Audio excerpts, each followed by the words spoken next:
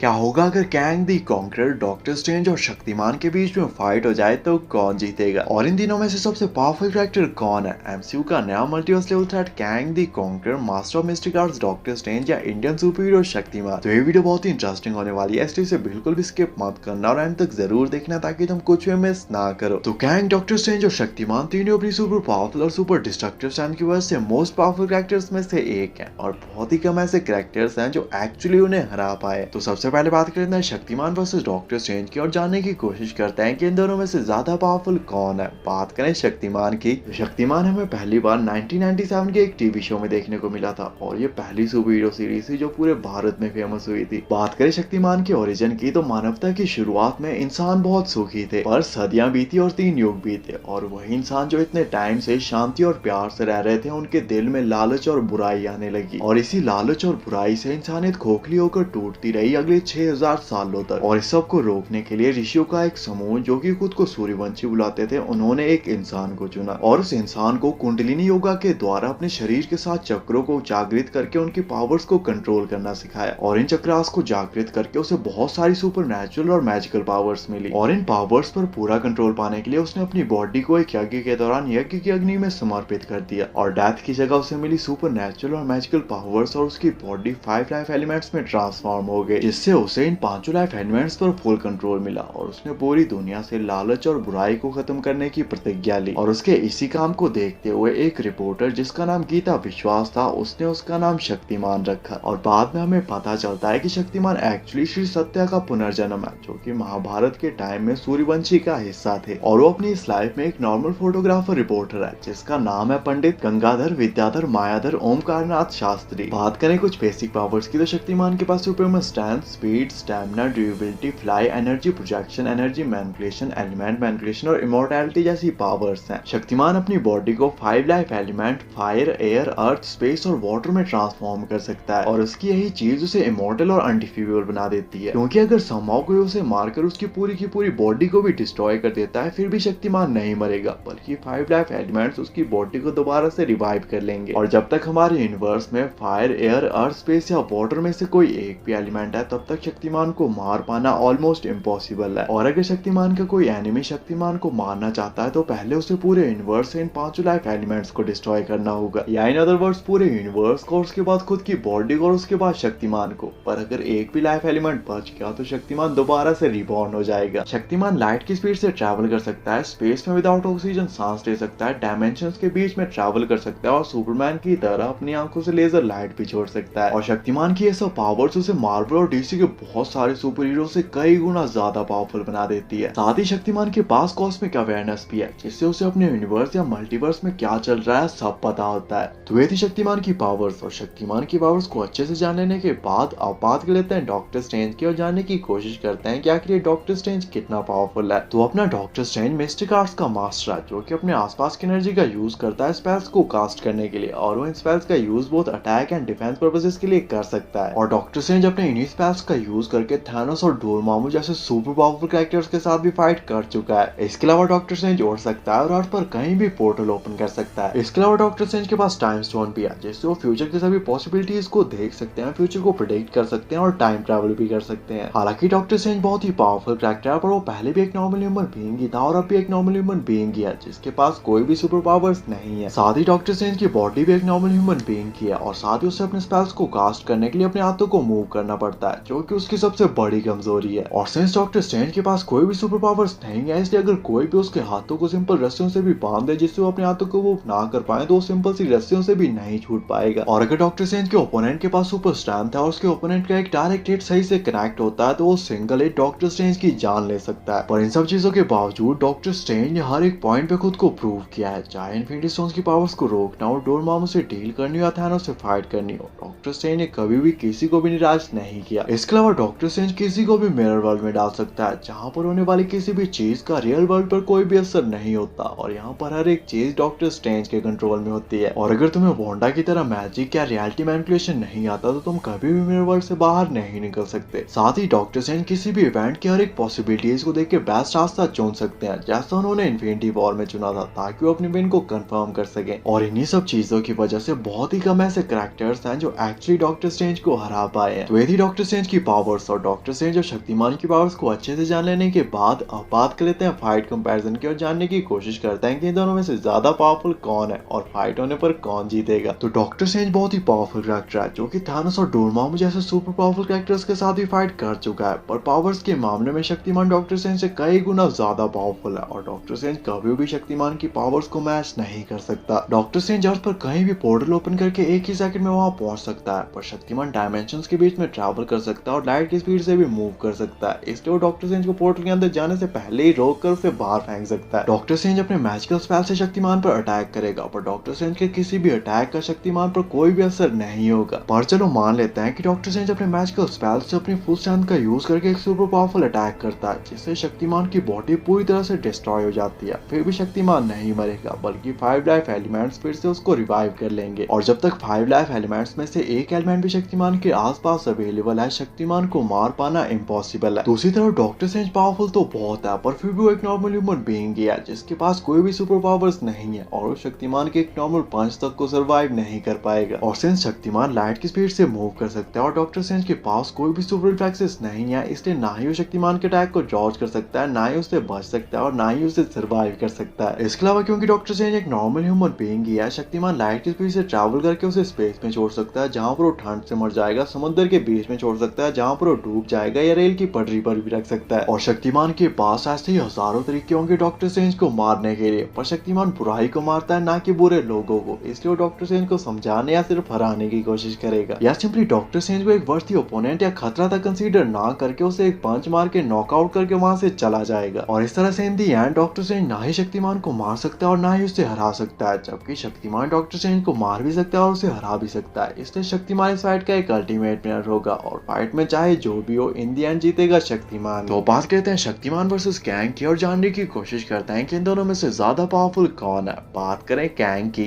Kang एक normal human being है जिसका असली नाम नथानियल रिचर्ड्स है, जिसकी स्टोरी शुरू होती है आज से लगभग 900 साल बाद 31st सेंचुरी फ्यूचर में। कैंग की स्टोरी बहुत कॉम्प्लिकेटेड है, जिसमें time travel, timeline, multiple Kang, Kang के वेरिएंट्स और कैंग काउंसिल जैसी बहुत सारी चीजें हैं। तो नथानियल रिचर्ड्स 31st सेंचुरी में पैदा होता है और जैसा कि नाम से ही पता चल रहा है, ये फैंटास्टिक फोर के रीड रिचर्ड्स की फैमिली को बिलोंग करता है, जो कि अभी तक पूरी तरह से कंफर्म नहीं है, क्योंकि कॉमिक्स में बहुत सारे ऐसे इंसिडेंट भी हुए हैं जिससे ये पता लगता है कि ये डॉक्टर डूम से रिलेटेड है, जो कि अभी तक क्लियर नहीं है। और खुद कैंग भी ये नहीं जानता कि एक्चुअल में उसके एंसेस्टर्स कौन है, और इसी सवाल का जवाब जानने के लिए वो अपने पास्ट पर रिसर्च करना शुरू करता है और उसे पता चलता है रिचर्ड्स टाइटल, अर्थ 616, फैंटास्टिक फोर और डॉक्टर डूम के बारे में। और इसी दौरान उसे अपने एंसेस्टर्स की एक टाइम मशीन भी मिलती है और वो अपने सवालों का जवाब जानने के लिए टाइम ट्रैवल करता है और पहुंच जाता है एंशिएंट इजिप्ट में, जिसके बाद वो अपने मिशन को भूलकर और अपनी आइडेंटिटी को चेंज करके पूरे इजिप्ट को कैप्चर कर लेता है और वहां का एक फैरो बन जाता है, जो कि वहां के लोगों के लिए गॉड की तरह था, क्योंकि वो फ्यूचर से आया था और वो ऐसी बहुत सारी चीजों के बारे में जानता था जो उस टाइम के लोग सोच भी नहीं सकते थे। और वो वहां पर पास्ट के सभी इवेंट्स, टाइमलाइन और आगे क्या होने वाला है सब कुछ जानता था। और वहां पर नथानियल आराम से रह रहा था, पर तभी फैंटास्टिक फोर की टीम वहां पर आ जाती है टाइमलाइन को सिक्योर करने के लिए। और क्योंकि नथानियल के पास कोई भी सुपर पावर्स नहीं है, इसलिए वो इस फाइट को हार जाता है और फैंटास्टिक फोर उसे उस टाइमलाइन से भगा देते हैं, क्योंकि नथानियल एक नॉर्मल ह्यूमन बीइंग था। और ये बात याद रखना कि वो अभी तक कैंग द कॉन्करर नहीं बना है और ना ही उसके पास उसका टाइम ट्रैवल या फ्यूचर के एडवांस वेपन्स है। जिसके बाद नथानियल अपनी टाइम मशीन में बैठकर अपने टाइम 30th सेंचुरी में जाने की कोशिश करता है, पर क्योंकि उसकी टाइम मशीन बहुत पुरानी थी और ठीक से काम नहीं कर रही थी, वो पहुंच जाता है करंट टाइमलाइन में, जहां पर एवेंजर्स, फैंटास्टिक फोर और डॉक्टर डूम ये सब होते हैं, जहां पर वो डॉक्टर डूम के साथ मिलकर पूरे अर्थ को कॉन्कर करने का प्लान बनाता है। पर इस टाइमलाइन में भी एवेंजर्स उसे बहुत बुरी तरह से हरा देते हैं, जिसके बाद वो फिर से अपनी टाइम मशीन में बैठकर दोबारा से अपने टाइम 30th सेंचुरी में जाने की ट्राई करता है, पर पता नहीं उसकी टाइम मशीन क्या ही है, इस बार वो पहुंच जाता है इस टाइम से 2000 साल आगे 14th सेंचुरी में। और जब वो यहाँ पहुंचता है तो वो देखता है कि ह्यूमंस और मशीन्स के बीच में वॉर चली हुई है और ह्यूमैनिटी ऑलमोस्ट खत्म होने वाली है, क्योंकि उन मशीन्स के पास ऐसी वेपन्स थी जो उस टाइम की नहीं थी बल्कि काफी पुरानी थी, इसलिए वहां पर कोई भी उन वेपन्स को यूज करना नहीं जानता था। पर क्योंकि नथानियल पास से आया था और ये मशीन्स उसी के टाइम की थी, इसलिए वो इन मशीन्स को यूज और ऑपरेट करना जानता था, जिसके बाद वो इस वॉर को रोकने की जगह इन वेपन्स और टेक का यूज करके खुद को अपग्रेड करता है, अपने लिए एक आर्मर बनाता है, 40th सेंचुरी की पूरी अर्थ को ही कॉन्कर कर लेता है, जिसके बाद वो एक न्यू आइडेंटिटी लेता है और नथानियल रिचर्ड्स से बन जाता है कैंग द कॉन्करर। जिसके बाद वो यहीं पे नहीं रुकता बल्कि अपने टैक और फ्यूचर के एडवांस वेपन्स का यूज करके उस टाइम की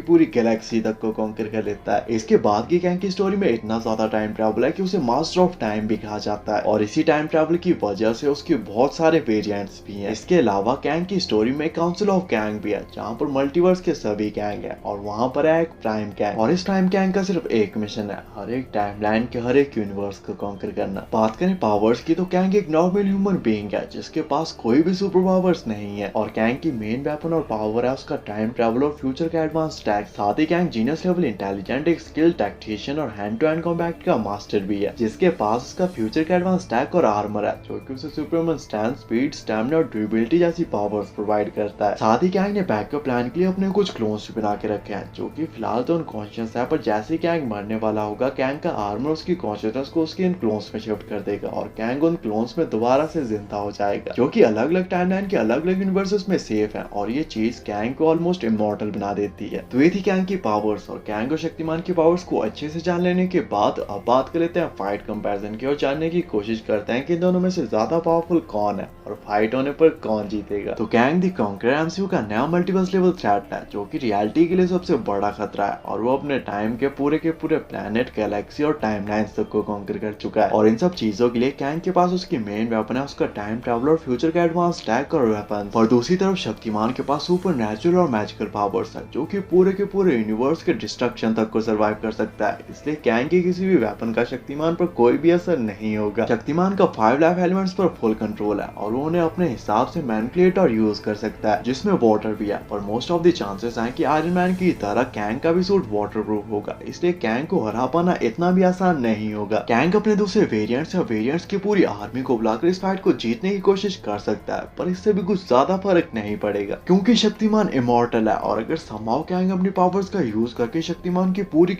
बॉडी तक को भी डिस्ट्रॉय कर देता है फिर भी शक्तिमान नहीं मरेगा, बल्कि 5 लाइफ एलिमेंट्स उसकी बॉडी को दोबारा से रिवाइव कर देंगे। हाँ, अगर कैंग टाइम ट्रैवल करके पास में जाके किलविश से पाप मणि ले आए वो अलग बात है। इसके अलावा कैंग के पास उसका फ्यूचर के एडवांस टैक और वेपन्स तो हैं, पर फिर भी उसकी बॉडी एक नॉर्मल ह्यूमन बीइंग की है जिसके पास कोई भी सुपर पावर्स नहीं है और वो शक्तिमान के एक सिंगल पंच को भी सर्वाइव नहीं कर पाएगा। इसके अलावा शक्तिमान लाइट की स्पीड से ट्रैवल भी कर सकता है जो कि उसके लिए इस फाइट में एक प्लस फैक्टर होगा क्योंकि शक्तिमान के पास कॉस्मिक अवेयरनेस है और डायमेंशंस के बीच में इजीली ट्रैवल भी कर सकता है, इसलिए बहुत ही जल्द वो समझ जाएगा कि कैंग टाइम ट्रैवल भी कर सकता है। और जैसे ही कैंग टाइम ट्रैवल का बटन दबाने वाला होगा शक्तिमान लाइट की स्पीड से ट्रैवल करके उसे रोक कर उसे हरा देगा और कैंग को मारेगा नहीं क्योंकि शक्तिमान बुराई को खत्म करता है, बुरे लोगों को नहीं। अगर कैंग टाइम ट्रैवल करके पास में जाके शक्तिमान को पैदा होते ही मार दे वो अलग बात है, पर ऐसा करने पर कैंग और शक्तिमान की कभी फाइट ही नहीं होगी क्योंकि ना ही वो कभी बड़ा होगा, ना ही उसे उसकी पावर्स मिलेंगी और ना ही वो कैंग से मिलेगा, इसलिए फाइट कभी होगी नहीं। और अगर कैंग ऐसा नहीं करता तो कैंग ना ही शक्तिमान को मार सकता है ना ही उसे हरा सकता है, जबकि शक्तिमान कैंग को मार भी सकता है और उसे हरा भी सकता है, इसलिए शक्तिमान इस फाइट का एक अल्टीमेट विनर होगा और फाइट में चाहे जो भी हो इन दी एंड जीतेगा शक्तिमान ही। बाकी आपके हिसाब से इस फाइट की और क्या पॉसिबिलिटीज हो सकती हैं और नेक्स्ट वीडियो किस टॉपिक पे बनानी चाहिए कमेंट करके जरूर बताना। ऐसी अमेजिंग वीडियोस के लिए चैनल को सब्सक्राइब करते हैं एंड थैंक्स फॉर वॉचिंग।